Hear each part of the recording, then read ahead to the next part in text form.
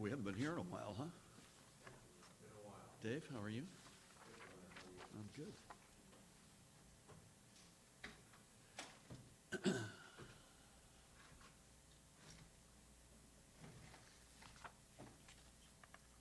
Good morning, everybody, and welcome to the State Police Regional Operations Intelligence Center, otherwise known to many as the Rock.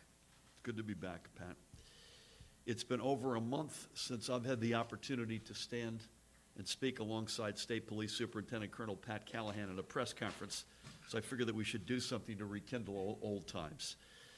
I'm also honored to be joined by Acting Attorney General Matt Plotkin. Matt, great to have you with us. And the chair of the Senate Law and Public Safety Committee, Senator Linda Greenstein, and I hope we will be joined soon by the Assembly Chair, Assemblyman Bill Spearman. Today, we are proud to take a strong step together in increasing funding for our state police and securing its future. We are here today to announce our commitment to graduating not one, but two new classes of New Jersey State Troopers in the coming fiscal year. This additional class will be funded through existing federal American Rescue Plan funds available for COVID recovery and then further supported in the final fiscal 2023 budget. The 164th Trooper class will begin their training this upcoming September, and in February of 2023, the 165th class of New Jersey State Troopers will enter the Academy in Seagirt. And I also want to acknowledge a whole handful of Pat's senior colleagues who are with us today. One of my most sacred responsibilities as governor is ensuring the safety and security of the residents of our state. This means providing the funding required for diverse, well-trained, and properly funded law enforcement that is fully capable of meeting the challenges we face today, both existing and emerging. Moving the 164th class's training up to September and following through with the 165th class in February will ensure the troop ranks necessary for the New Jersey State Police to fulfill its responsibilities. And already, I might add, long list that continues to grow and expand as new challenges emerge. Colonel Callahan and his team lead our overall crime prevention efforts and disaster response activities. And it bears noting that the state police is the sole provider of police services in 89 municipalities of our 565. The state police have taken on a leadership role in our battle against gun violence and have partnered with numerous local police departments and community-based organizations to make our streets safer. And I will speak more to this point tomorrow in Paterson. The state police are the central point of contact for law enforcement entities across the state for tactical, technical, and forensic services. It is the clearinghouse for background checks and regulatory services for firearms and the private detective industry. The troopers here at the Rock are our front line in preparing for and managing our real-time response to storms, natural disasters, and as we all now are critically aware, to public health emergencies. Indeed, throughout our COVID response, the state police worked hand in hand with state and federal partners to create thousands of additional hospital beds, set up testing and vaccine sites, and procure, quite literally, tens of millions of pieces of PPE to protect our essential employees and residents at the pandemic's height and ensure a strong inventory for future needs. The state police is also the main point of enforcement of our gaming laws. It is responsible for all expungements, including those related to past marijuana-based convictions. And the state police have taken a leadership role in combating the opioid epidemic through the creation of the Drug Monitoring Initiative that is bringing together public safety and public health experts in tackling one of our most pressing challenges. This doesn't even complete the list of roles and functions that this division provides. The state police currently counts a total of 3,020 enlisted troopers in its ranks. Yet to meet the demands put upon the division, especially in light of the significant demands necessitated by our COVID response and the increased need for law enforcement stemming from the pandemic.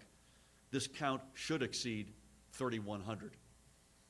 With these two classes, we can ensure that this level is met, given our increased emergency response needs over the past several years, as well as anticipated attrition due to retirements or other separations from the service.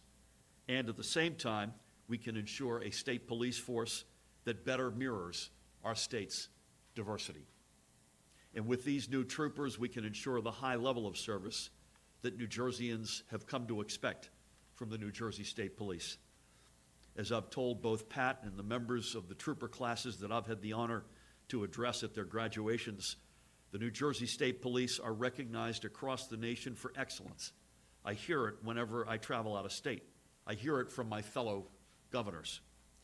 The New Jersey State Police are a tremendous point of pride. We are going to ensure they remain not just properly funded, but properly maintained. And this will be an investment in a stronger, fairer, and safer state. With that, it gives me great pleasure to turn things over to our Acting Attorney General, Matt Plackett. Matt? Come on down. Thank you, Governor. This is a great day for state police, for New Jersey, and for law enforcement throughout our state. I'm proud to stand beside the Governor, Colonel, Chairwoman Greenstein, and soon to be here Chairman Spearman, to announce the second Academy class for fiscal year 2023 for our New Jersey State Police. Since day one, Governor Murphy and his administration have demonstrated a firm commitment to keeping all residents in our state secure and safe. And this commitment has been made clear through the Governor's consistent support year after year for our New Jersey State Police, which of course is one of our nation's premier law enforcement organizations. The state police are also the most visible presence of law enforcement throughout our state, and the Governor touched on a number of the roles they play, but they truly confront essentially every challenge we face. They work, many people don't know this, they serve as local law enforcement in communities throughout our state.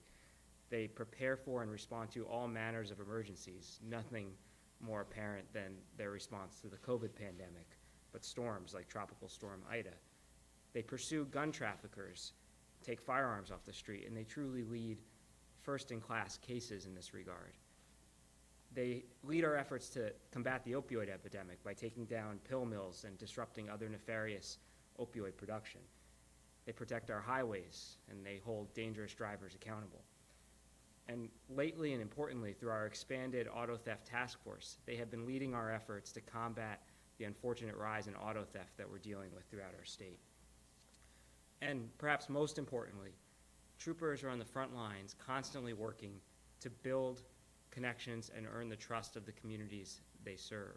And I have to give the Colonel a particular shout out on this because it's his commitment to that effort that has helped us make many of the strides that we have made.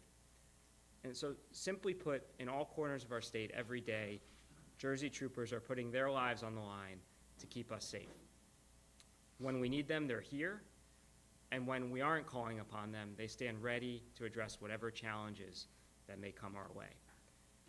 So today we're ensuring, thanks to the Governor's leadership, that the ranks of the Jersey State Troopers can meet the immense duties that we place on them, and that they can continue to do the work they do, supporting local police, working with community organizations and leaders, as well as partnering with our federal and state agencies. We're adding personnel and resources so that they and we can address the unfortunate rise in crime that we're seeing in our state, particularly violent crime. And with this second class, as the Governor mentioned, we'll be able to further our work to ensure that our troopers reflect the great diversity of this state. So that's why I want to say thank you to the Governor, to legislative leadership for your support for the state police. It means a lot. And to Colonel Callahan and the rest of his leadership team, and I have to shout out Lieutenant Colonel Jeannie Hagemule, who would have been here, but she's currently running the Boston Marathon, I think as we speak. So making us all feel ashamed. But Colonel, to you and your team, thank you for your leadership. It's an honor to stand shoulder to shoulder with you, and it's easy to be excited about classes of future troopers, and I look forward to not only graduation in July, but coming graduations. It's very easy to be excited about those future troopers and what the future of the state police looks like when we know the example that they're going to be following. So with that, I'll turn it over to the governor. Well done, man. Matt, thank you. My breath was taken away by the marathon comments, making us all look like slugs here. Matt, thank you, and thank you for your leadership. It's kind of odd that I'm welcoming our host this morning, but like greeting someone's guest at the front door when it's not your house. But I want to introduce another great leader who's been there and continues to be there through thick and thin, regardless of what's thrown New Jersey's way, the Superintendent of the State Police, Colonel Pat Callahan. Thanks so much, Governor. Thank you. Good morning, everybody, and I'll just take a few minutes to echo most of what's been said here again. I certainly thank Governor Murphy for his unwavering support since day one, and certainly Attorney General Platkin, having got to work with him when he was the governor's chief counsel, and now in this capacity is certainly a special working relationship, and certainly Senator Greenstein and Assemblyman Spearman, thanks for your constant support of the state police too. We are now in our 101st year of serving the citizens of New Jersey. The 100th anniversary was certainly special, but we didn't stop there. This 101st year of service to the citizens of New Jersey is even made stronger by this commitment for a second class. Usually our state police classes are what we call attrition classes. We retire 100, we graduate 100, and we kind of just hang in that area. But now with Governor Murphy and the legislative support of this second class, we call it a growth class, and given the mission and the scope of it, I think of, and the governor highlighted, I think of where we were back in March when we first activated this. March of 2020, when we activated the ROC and the State Emergency Operations Center, when we asked troopers to build mega testing sites, and we asked troopers and our partners to build vaccine sites and to go out there and have mortuary affairs, something that we don't learn in the police academy, to have refrigerated trailers and refrigerated warehouses, as we couldn't decompress hospitals and funeral homes quick enough. I think of the state stockpile of PPE, sanitizer. We had troopers delivering ventilators to hospitals before they asked for them, to save lives based upon what we collected from our healthcare systems, and having that ability to collect the dots, to connect the dots, knowing what our state needed in probably one of its worst unprecedented times.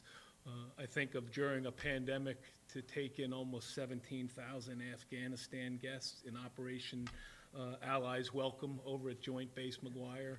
Jersey troopers embedded at the heart of that. One in particular who greeted every single guest, trooper that was born in Afghanistan, and got on every single bus, sleeping in his car, in order to welcome them in their native tongue to New Jersey. That's a special place to be, and I think that's why the rest of the nation looks to New Jersey as to how we do things. I think of the Attorney General's recent initiative, Arrive, that alternative response to reduce incidences of violence, partnering mental health screeners with Jersey troopers to go out there to meet people in crisis, especially in the wake of this pandemic, as we're still not out of it, but those struggling with addiction, those struggling with depression, and having different outcomes and diverting people away from the criminal justice system to a mental health system in order to make sure that we got them the help that we needed. Special place for me to be. I was always just thrilled to call myself a Jersey trooper, and still am, and I certainly thank you, Governor, which is going to make a huge difference.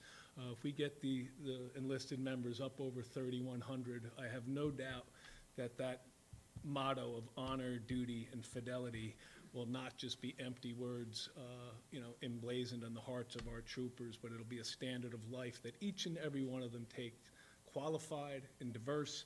This candidate pool that's going in there is a very diverse and qualified pool, and I'm honored to be welcoming them to Seagirt. It is not an easy run down there at Seagirt. Currently, we have 175 recruits down at Seagirt, anticipated to graduate in July, and it is a special group of women and men that don't even get to go home, most weekends because of the measure we've taken because of COVID. So completely honored and thrilled that this second class has been supported. And I thank you, Governor, for your continued leadership and partnership as always. Thanks, Gov. Well done, man. Thank you, as always. Thank you, Colonel. You mentioned Afghan refugees. I'm wearing as close as I can come to state police colors, but also to the Ukrainian flag. It's a good reminder that this awful, evil thug, Putin, has killed so many innocent individuals and has displaced folks by the millions. We were the first state in America to raise our hand that we would gladly, willingly, with great passion, welcome any Ukrainian refugees. That's been a trickle to date, but I know that if it becomes a real flow of refugees, as always, the state police will be there to help make that as smooth a reality as possible. This is the second time we've had a second class in my administration, but first times in these two instances since Governor came. So it's been a long time since we've been able to do anything other than just replenish the folks who have attrited or retired. So honored to stand with you. It takes a village, no matter how good an idea any one of us may have, how good an intention any one of us may have. Boy, do we have great legislative partners, and this is no exception. So we'd love to ask them to say a couple of words. First up, the chair of the Senate Law and Public Safety Committee, Senator Linda Greenstein. Thank you, Senator. Thanks. This is a wonderful day, and I want to start by thanking the governor for allowing this to happen. And we'll have much larger numbers of state troopers. Thank you to the Attorney General also, which is what we need here in New Jersey. We are so proud of the state troopers. It really is an honor to have such a wonderful force here in New Jersey, and now we'll be able to have the larger numbers that we need in order for them to do what they do. And of all the different things that you do, and the list is so long, obviously, I can't help but think of the COVID response with you, Colonel Callahan, always sitting there at the governor's side day after day for years, and the wonderful work that was done during that period of time. All of the activities, from PPEs to vaccinations and everything else that you were so involved with. And we want to thank you very much for everything you did during that time. We'll pray that we won't need that level again, but certainly we have a couple of years on it that really gave us what we needed during a very bad time. And again, one of the last things I want to say is that as chair of the Law and Public Safety Committee, we call on Colonel Callahan and the Attorney General all the time for assistance when we do hearings, trying to understand the issues better, and making sure that we're doing everything to be good legislative partners in all the work that you do. So again, we're looking forward to your life being easier with larger numbers of troopers. And thank you again, Governor. Thank you. Thank you. Thank you, thank you. Thank you. Well done, as always. Thanks. Senator, thank you for your leadership. And before I bring up another outstanding leader, we've mentioned all of us COVID several times. I don't have the numbers exactly precise, but we're still in that expected wave that we talked about a month ago. We're mimicking what happened in Europe about 4 to 6 weeks ago. So positivity rate is up, not at, not double-digit percentages, but sort of at a level that we aren't thrilled about. Rate of transmission feels like it's plateaued. The good news in all of this, and I'm an example of this, I got it a few weeks ago, and I'm now double boosted, but at the time I was single boosted. The fact of the matter is the rates of increase in positivity, in rates of transmission, are not matched by the rate of increase in hospitalization or severe illness or, thank God, fatality. In other words, they're up a little bit, but the curve is a lot flatter sloping than the cases. And that is what the experts, and I think we've expected, that this is in the process of converting. It's on that journey from pandemic to endemic. And the sooner we get there, the better and happier we'll be. I mentioned it takes a village, and it takes two great chambers of legislative leaders, and would love to ask another terrific leader to come on up, the chair of the Assembly's Law and Public Safety Committee, Assemblyman Bill Spearman. Bill, great to have you, man. Good to see you. Good afternoon. It's an honor to be here. It's really an honor to be here. First of all, before I say that, I just want to thank the governor for your leadership on COVID. I was actually talking to someone from Cooper Hospital the other day. He said we're like close to 90% vaccinated in New Jersey. That's amazing. And that's the reason why the hospitalizations aren't going up. So thanks to your leadership, Governor, thanks to your leadership, State Police. Always good to see you, Attorney General, and of course, Senator. It's good to see you. What's really special for me, though, is I'm a kid from Camden. I grew up in McGuire Gardens. And I remember back in the 80s and 90s when drugs had basically taken over our corners in Camden.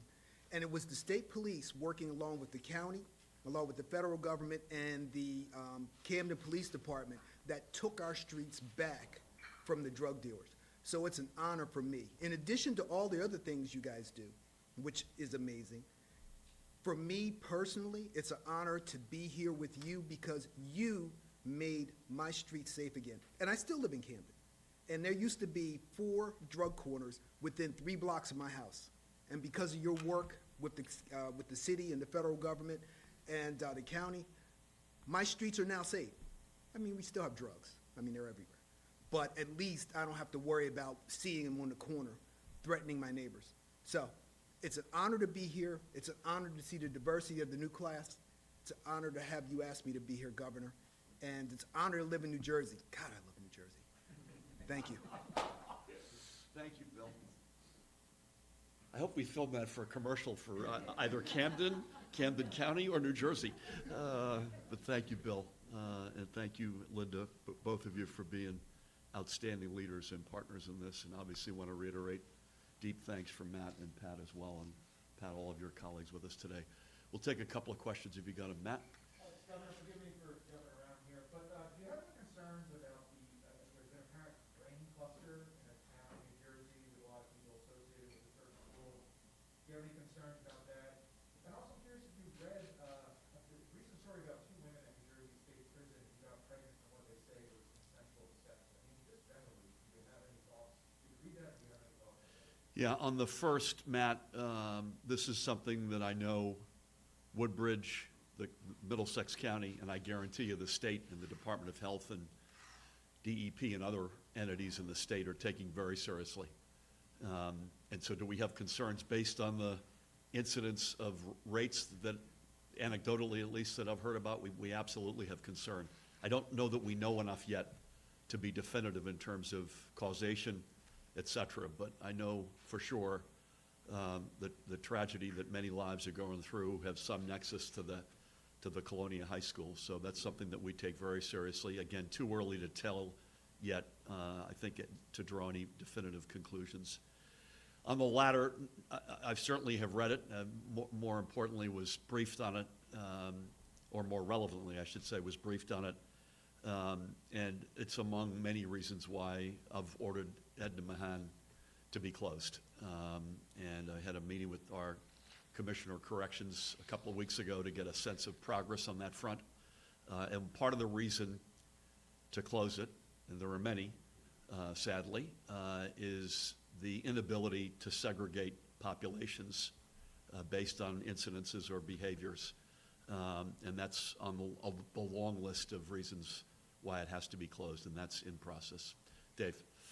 Governor, I think you've probably heard the recreational marijuana sale is about to begin. First I'm hearing of that, Dave. No, it's true. It's going to happen on Thursday. Your sense about how significant is this? How important is it? Are you looking forward to it? Are you excited, nervous? What are your feelings about it? And then maybe afterwards, if the general could remind us in terms of the specifics, how much pot can you get at one of these places that's legal? And then are there concerns about somebody who may be getting more, or how would that be handled in terms of police checking people? Because we're getting a lot of questions about it. People are not sure about it. If you can so kind. Okay. I'm not sure how much detail we'll get into, but it's a good reminder that we should probably remind folks what the rules of the road are, right?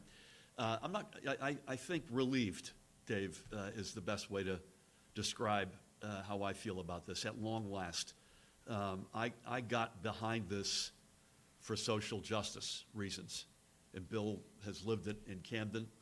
and has lived it in his neighborhood and in his life as he's seen this, the war on drugs had a huge deleterious impact on communities of color. Yet another chapter in our country's history. And so getting, not just as a going forward, we're not inventing marijuana.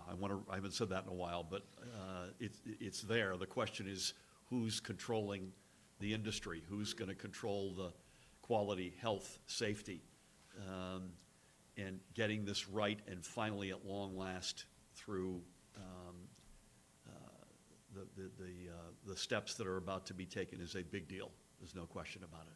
It's also a big deal that we have 300-something expungements on a look-back basis. So this is not just going forward.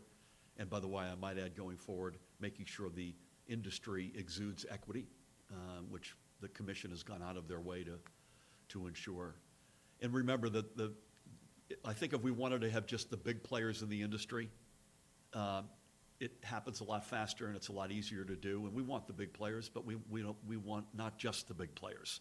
We want the moms and pops, the folks who can't access capital. So while it's a big deal that these 7 medical dispensary operators will be able to sell recreational on Thursday, I think it's an even bigger deal that the commission put out 100 provisional licenses to mom, pop, minority, women, veteran-owned, that are too small to be in the big category that need that provisional license to then go out and convince a bank or some other entity to give them the capital they need to get in business as a standalone recreational matter. I think that's a big deal, maybe even bigger.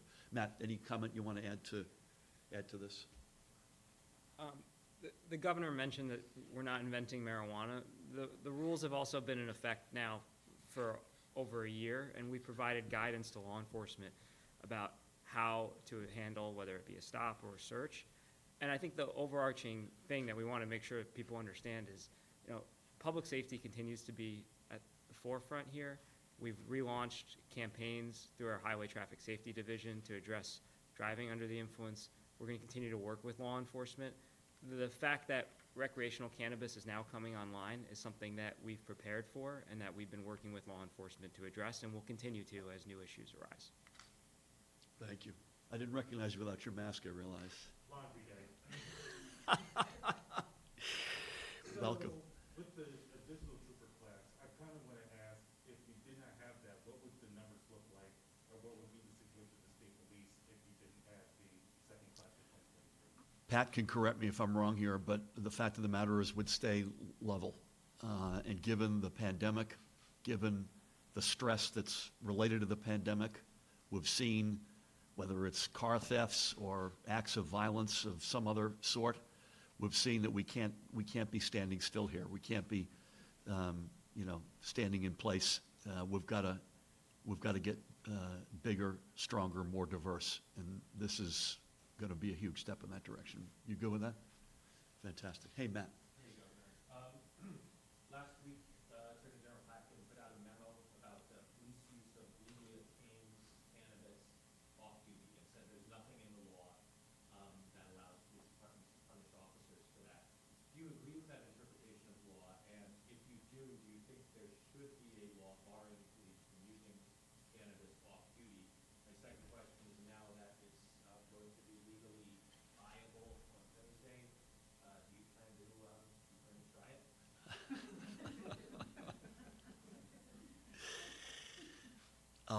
I'll answer the first. Listen, I think it is, and Matt may want to come up again and amplify this.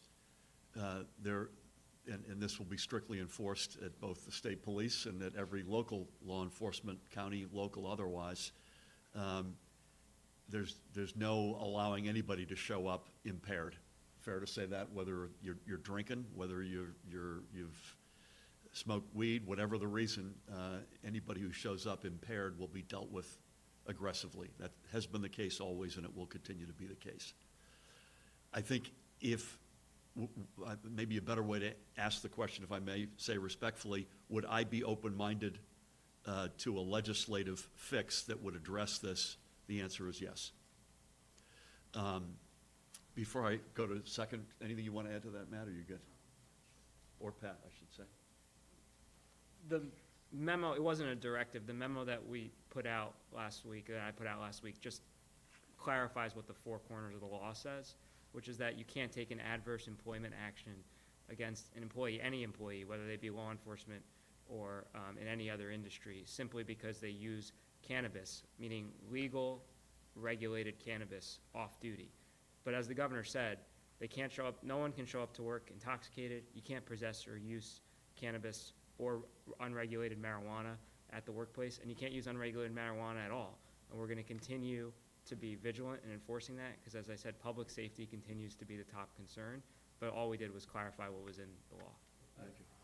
I don't want to cut off the governor to answer the second question, but just like, there's a big question. Did you have a second question? The big question, how do you know? How do you know someone? How are we going to know, since there's no standards in place right now, as far as I know, for these wire tests? How will we know if an officer is intoxicated? Yeah, part of the memo was to put out, they have to use a scientifically verifiable test, whether it be, a blood or urine test combined with a physical examination. But we'll continue, as I said, to update. We're working on updating law enforcement drug testing policy, and we'll have more to say, but we've given, I think, pretty clear guidance about what the law allows and does not allow. Matt, I'll answer it this way. It's never been an animating thing for me.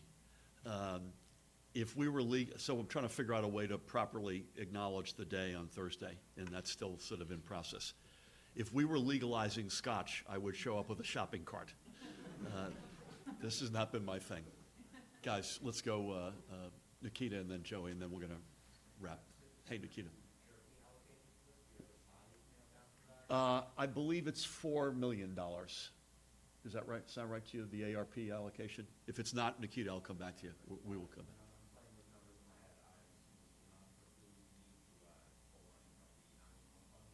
It will not. This is unrelated. Yep. Thank you.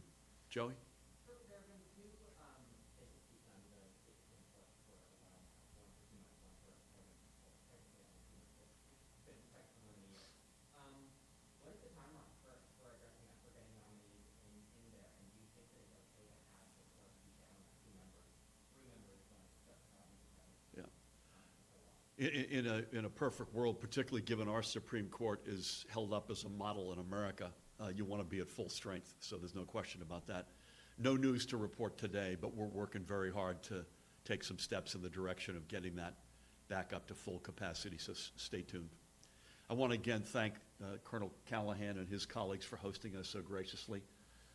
This is one of these announcements that we all feel really, really good about. Acting Attorney General Matt Plotkin, thank you for your leadership as always. Senator, Assemblyman, Chairwoman, Chairman, thank you for your leadership and your colleagues. Great to be back at the Rock. Everybody have a great, safe week.